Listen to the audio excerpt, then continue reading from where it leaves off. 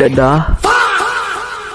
তোমরা এদি কি চুলো করতো খেলা লাগেই গ্যান্ডাম চুলো করতো কে আর্জেন্টিনা সাপোর্টার গুলা খুব বেশি বুঝে। হ্যাঁ আমরা বেশি বুঝি, ওর তো বুঝি নাই। ব্রো তুমি কিন্তু বেশি বুঝতাস, তোমার কিন্তু জায়গায় ফাইরা ফেলম।